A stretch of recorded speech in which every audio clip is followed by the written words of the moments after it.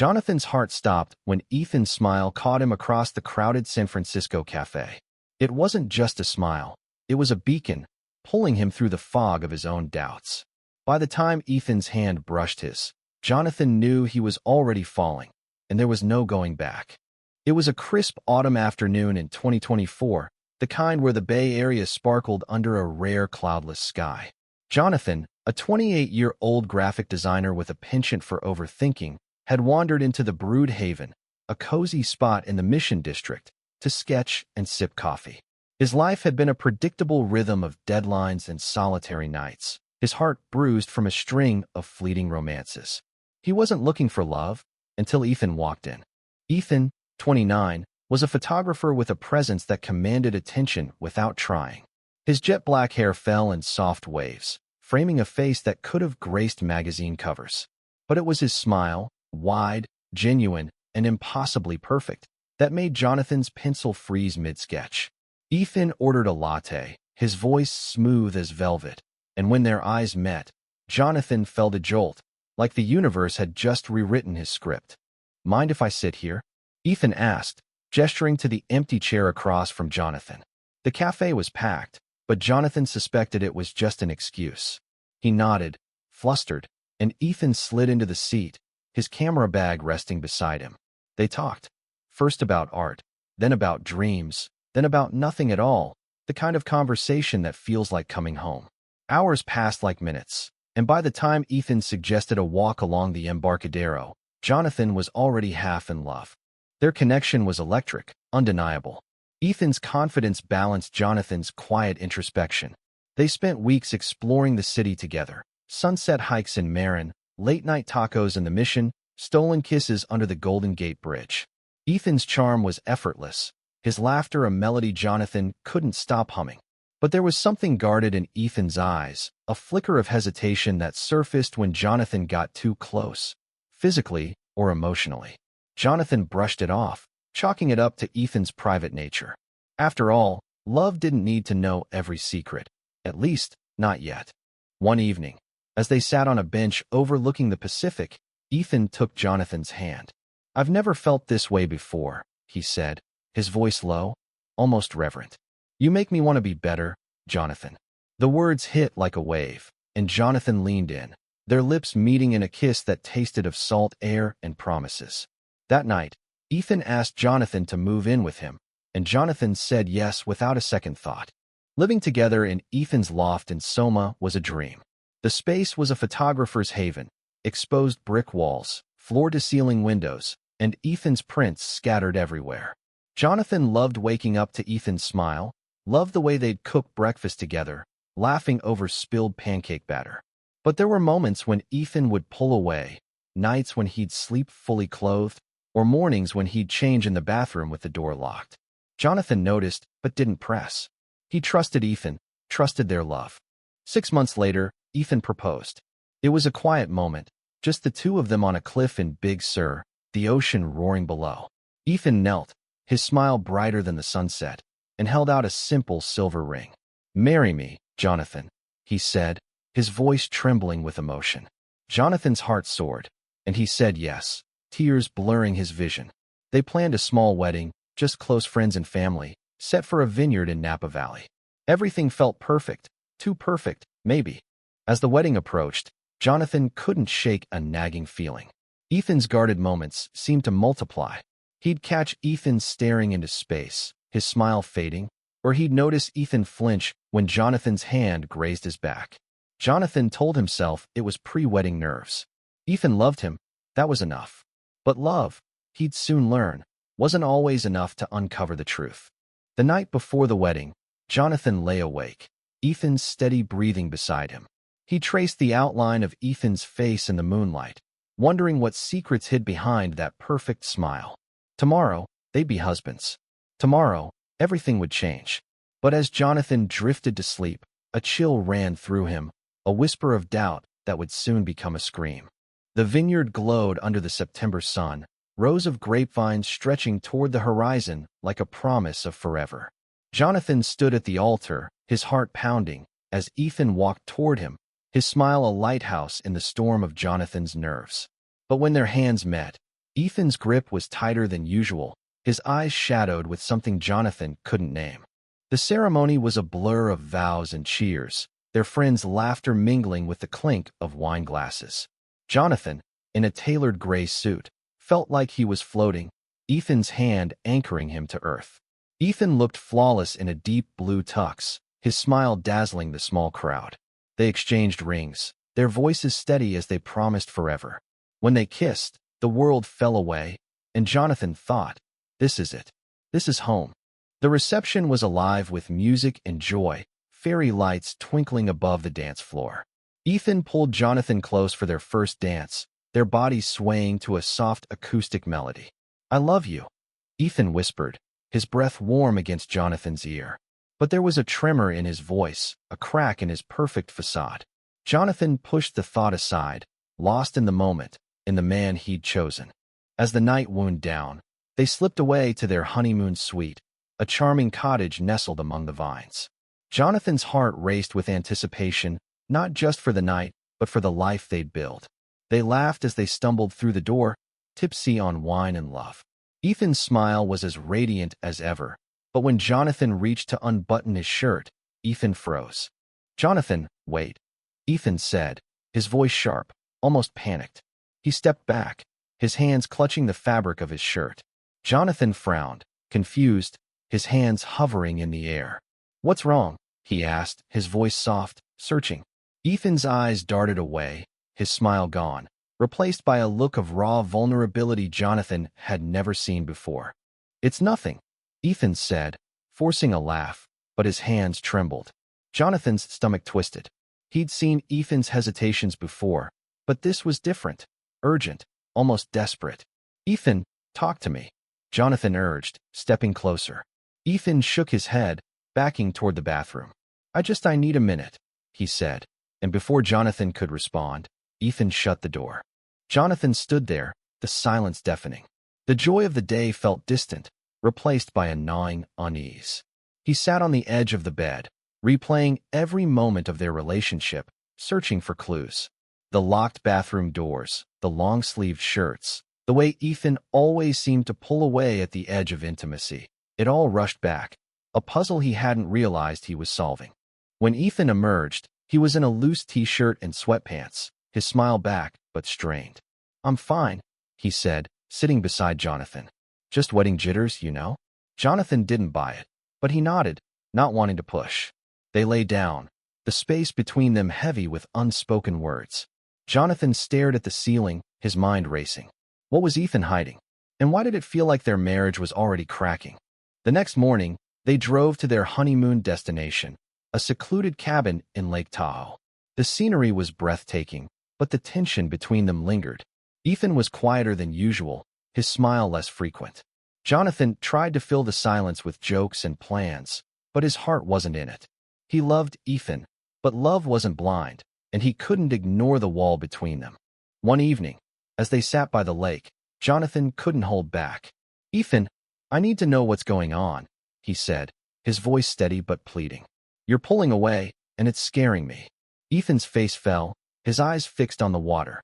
For a long moment, he said nothing, and Jonathan's heart sank. Then, Ethan turned to him, his expression raw. "There's something I haven't told you," he said, his voice barely above a whisper. "Something I've been afraid to show you." Jonathan's breath caught. He reached for Ethan's hand, squeezing it gently. "Whatever it is, we'll face it together," he said, his voice firm despite the fear clawing at his chest. Ethan nodded, but his eyes were wet with tears. "Tomorrow," he said. "I'll show you tomorrow." Jonathan wanted to press, but he saw the pain in Ethan's eyes and let it go, for now. That night, they slept close, but Jonathan felt the distance growing. He didn't know what Ethan was hiding, but he knew it was big, something that could change everything. As he drifted to sleep, he prayed their love was strong enough to survive whatever came next. The morning sun spilled through the cabin's windows, casting a warm glow over Lake Tahoe's stillness. Jonathan woke to find Ethan already up, standing by the window, his silhouette tense against the light.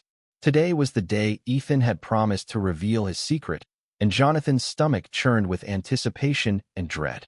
They ate breakfast in near silence, the clink of forks against plates loud in the quiet. Ethan's smile was absent, his eyes distant. Jonathan wanted to reach out, to pull him back, but he waited, giving Ethan the space he seemed to need. After breakfast, Ethan stood abruptly. "Let's take a walk," he said, his voice tight. Jonathan nodded, his heart heavy. They wandered along the lake's edge, the air crisp and pine-scented. Ethan stopped at a secluded spot, where the water lapped gently against the shore. He turned to Jonathan, his face pale, his hands fidgeting. "I need you to know I love you," Ethan said, his voice breaking. "No matter what, that's true." Jonathan's chest tightened. "I know," he said softly. "Just tell me." Ethan took a deep breath, then slowly lifted his shirt. Jonathan's eyes widened, his breath catching as he saw the scars. Jagged, raised lines crisscrossing Ethan's torso, some old and faded, others stark and red. They were brutal, a map of pain etched into his skin. Jonathan froze, his mind reeling, unable to process the sight. "I didn't want you to see this," Ethan said, his voice barely audible. "I didn't want you to think less of me." He lowered his shirt, his hands shaking. Jonathan stepped forward, his voice gentle but urgent. "Ethan, what happened? Who did this to you?" Ethan's eyes filled with tears, and he looked away, his jaw tight. "It was my father," Ethan said finally, his voice raw. "Growing up, I wasn't what he wanted. He found out I was gay when I was 16, and Ethan's voice broke, and he swallowed hard. "He thought he could beat it out of me. For years, he did this. My mother tried to stop him, but she couldn't. I ran away at 18, built a new life, but they don't go away." Jonathan's heart shattered. He reached for Ethan, pulling him into a tight embrace. Ethan stiffened at first, then melted into him, sobbing quietly. "I'm so sorry," Jonathan whispered, his own eyes burning. "You didn't deserve that. None of it." They stood there, the lake's quiet beauty a stark contrast to the pain between them. As they walked back to the cabin, Ethan told Jonathan more, how he'd rebuilt himself, how photography became his escape, how he'd learned to smile to hide the scars, both physical and emotional. Jonathan listened, his love for Ethan deepening with every word, but so did his anger, at a world that could hurt someone so deeply, at a father who could betray his own son. That night, they sat by the fire, Ethan's head resting on Jonathan's shoulder. "I was afraid you'd leave," Ethan admitted, his voice small. "That you'd see the scars and not want me." Jonathan tilted Ethan's chin up, looking into his eyes. "I love you, Ethan. All of you. These scars don't change that. They make you stronger, braver. They're part of you, and I chose you." Ethan's smile returned, soft but real, and they kissed, the firelight dancing around them. For the first time since the wedding, Jonathan felt the wall between them crack. But as they lay in bed, Jonathan's mind raced. Ethan's past was a wound still bleeding, and Jonathan knew healing it would take more than love. He vowed to stand by Ethan, to help him carry the pain, but he wondered if Ethan could ever fully let go. The next day, they hiked to Emerald Bay, the beauty of the lake mirroring the fragile hope between them. Ethan seemed lighter, his smile brighter, but Jonathan noticed the way he still tugged at his sleeves, hiding the scars even from himself. Jonathan knew this was only the beginning. Ethan's truth had changed their marriage, but it had also bound them closer. The road ahead would be hard, but Jonathan was ready to walk it, hand in hand with the man he loved. Back in San Francisco, life settled into a new rhythm, but the weight of Ethan's revelation lingered. Jonathan watched Ethan closely, noticing the small ways he carried his pain, how he'd tense when someone stood too close, how his smile faltered when he thought no one was looking. Jonathan wanted to fix it, to erase the scars and the memories they held, but he knew love wasn't a cure. It was a promise to stay. They resumed their routines, Jonathan's design projects, Ethan's photography gigs, but there was a new intimacy between them. Ethan started opening up more, sharing stories of his childhood, both the good and the painful. Jonathan learned about Ethan's mother, who'd secretly supported him, slipping him money to escape his father's wrath. He learned about the years Ethan spent couch surfing, building a new identity from scratch. Each story was a piece of the puzzle, and Jonathan cherished them, even the ones that hurt to hear. One evening, Jonathan suggested therapy. He'd been researching ways to support survivors of abuse, and he knew Ethan needed more than his love to heal. Ethan hesitated, his smile tight. I've made it this far on my own, he said, but there was no conviction in his voice. Jonathan took his hand. You're not alone anymore, he said. We're a team. After a long pause, Ethan nodded, and Jonathan felt a spark of hope. They found a therapist in the Castro, a kind woman named Dr. Lena Carter, who specialized in trauma. Ethan's first session was hard. He came home quiet, his eyes red, but he kept going. Jonathan sat with him afterward, listening when Ethan wanted to talk, holding him when he didn't. Slowly, Ethan's smile became less of a mask, more of a reflection of the man he was becoming. But healing wasn't linear. Some nights, Ethan woke from nightmares, his body trembling as he clutched Jonathan's hand. Other times, he'd snap at small things, then apologize, guilt written across his face. Jonathan stayed patient, but he wasn't immune to the strain. He started to feel the weight of being Ethan's rock, the pressure of holding their marriage together while Ethan rebuilt himself. One afternoon, Jonathan found Ethan staring at an old photo, a teenage Ethan with his mother, both smiling, but with haunted eyes. I miss her, Ethan said softly. She died before I could tell her I made it, that I'm okay. Jonathan wrapped his arms around him. She'd be proud of you, he said. I know I am. Ethan leaned into him, and for a moment, the world felt right. Their first anniversary approached, and Jonathan planned a surprise, a weekend trip to Monterey. He wanted to recapture the magic of their early days, to remind Ethan of their joy. They walked along Cannery Row, hand in hand, laughing like they used to. At a quiet beach, Ethan pulled Jonathan close, his smile brighter than the sunset. Thank you, he said, for staying, for everything. Jonathan kissed him, his heart full but heavy with the knowledge that their journey was far from over. Back home, Ethan started photographing again with a new intensity. His latest project was raw, personal, portraits of survivors, their scars visible, their stories told through his lens. Jonathan watched him work, marveling at his strength. But he also saw the toll it took, the way Ethan poured his own pain into every shot. Jonathan wondered if Ethan was healing or just redirecting his hurt. One night, Ethan came home late, his eyes bright with something new. I want to show you something, he said, leading Jonathan to his studio. On the wall was a new print, a self-portrait. Ethan's shirt lifted to reveal his scars, his smile soft but unapologetic. This is me, he said, his voice steady. All of me. Jonathan's eyes filled with tears. He pulled Ethan close, kissing him fiercely. You're beautiful, he said, and he meant it. The moment felt like a turning point, but Jonathan knew the scars, both visible and invisible, would always be part of Ethan. Their love was stronger for it, but it wasn't perfect. It was real, messy, and worth fighting for. As they stood in the studio, Jonathan realized they were building something new, not just a marriage, but a life where Ethan could be whole, scars and all. The seasons changed, and so did Ethan. Therapy gave him tools to navigate his past, and his photography project became a beacon for others, a testament to survival. Jonathan watched with pride, but also a quiet fear. Ethan was growing, but was their marriage keeping pace? The scars on Ethan's body were no longer a secret, but the ones on his heart still cast shadows. One spring evening, Ethan received an invitation to showcase his work at a gallery in New York. It was a big opportunity, a chance to share his story with the world.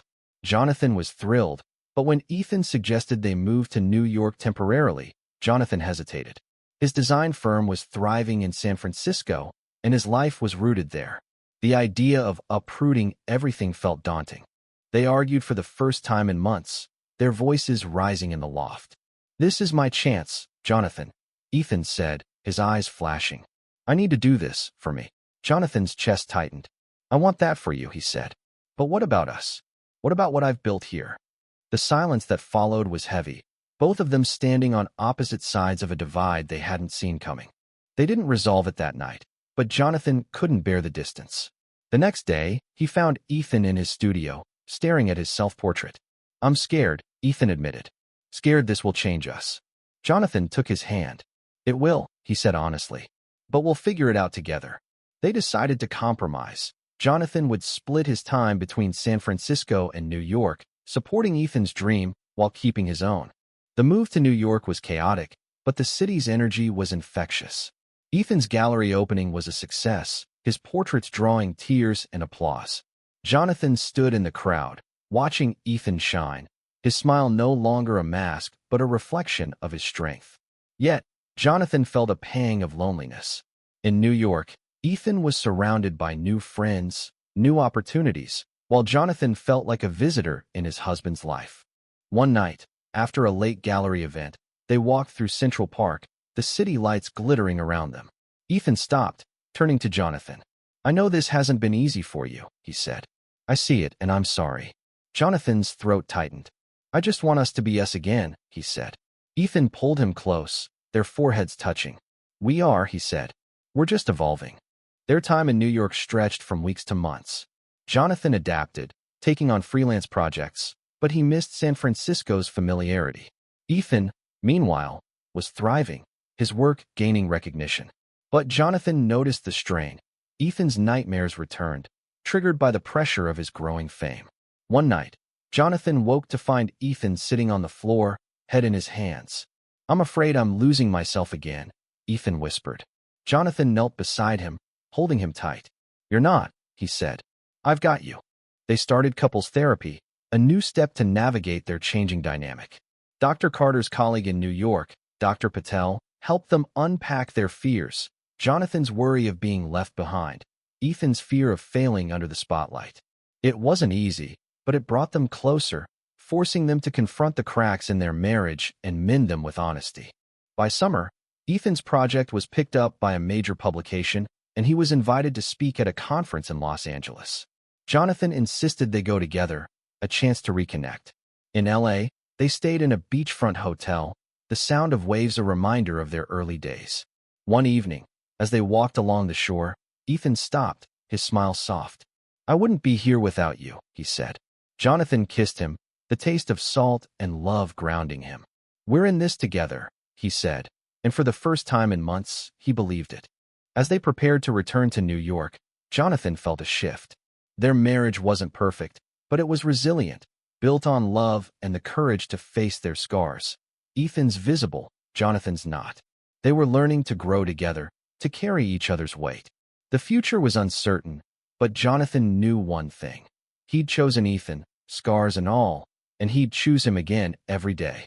2 years after their wedding, Jonathan and Ethan stood on a rooftop in Brooklyn, the Manhattan skyline glittering before them. Ethan's photography had become a movement, his portraits of survivors inspiring countless others. Jonathan had found his own rhythm, balancing his design work between New York and San Francisco, their love a bridge between two coasts. But the true victory wasn't in their careers. It was in the life they'd built, scars and all. They'd faced challenges that tested their marriage. Ethan's past, the pressures of fame, the strain of distance. But each hurdle had taught them something new about love. It wasn't just the highs, the kisses under starlit skies, or the joy of shared dreams. It was the quiet moments, holding each other through nightmares, choosing to stay when leaving would have been easier, loving not despite the flaws, but because of them. One evening, Ethan surprised Jonathan with a vow renewal. It was small, just them and a few friends, on the same Big Sur cliff where Ethan had proposed. Ethan wore a simple white shirt, his scars no longer hidden but embraced, a testament to his survival. Jonathan, in a linen blazer, felt his heart swell as Ethan took his hand. "You saw me," Ethan said, his voice steady, his smile radiant. Not just the smile, but the scars. "And you stayed." Jonathan's eyes filled with tears. "I'd stay 1,000 times over," he said, and they kissed, the ocean roaring its approval. The renewal wasn't just a celebration. It was a promise to keep growing, to keep choosing each other. Ethan's therapy continued, his healing a lifelong journey, but he was no longer running from his past. Jonathan had learned to share the weight, to lean on Ethan as much as Ethan leaned on him. They'd built a home, not just in their loft or their travels, but in each other. As they stood on the cliff, Ethan pulled Jonathan close, his smile as perfect as ever, but now carrying the weight of truth. "I used to think my scars made me broken," Ethan said. "But you showed me they're just part of my story." Jonathan smiled, his heart full. "Our story," he corrected, and Ethan laughed, the sound a melody Jonathan would never tire of. They returned to New York, their life a tapestry of love, pain, and resilience. Ethan's work continued to inspire, and Jonathan found new passion in his designs, often collaborating with Ethan on projects that blended their talents. They weren't perfect, but they were real, and that was enough. Years later, Jonathan would look back on their wedding night, the moment he saw Ethan's scars, and felt the world shift. He'd remember the fear, the doubt, but also the choice to stay, to love deeper. Those scars, once a secret, became a symbol of their strength, a reminder that love wasn't about hiding but about seeing, fully and fearlessly. On a quiet night, as they lay in bed, Ethan traced a finger along Jonathan's hand. "Thank you," he whispered, his voice soft but sure. Jonathan squeezed his hand. "For what?" he asked. Ethan's smile lit up the dark. "For loving all of me." Jonathan kissed him, knowing that their love, scarred and beautiful, was the truest thing he'd ever known. Their story wasn't a fairy tale, it was better. It was a testament to the power of love to heal, to endure, to transform. And as they faced the future, hand in hand, Jonathan knew they'd face every scar together, their hearts open, their smiles unbroken.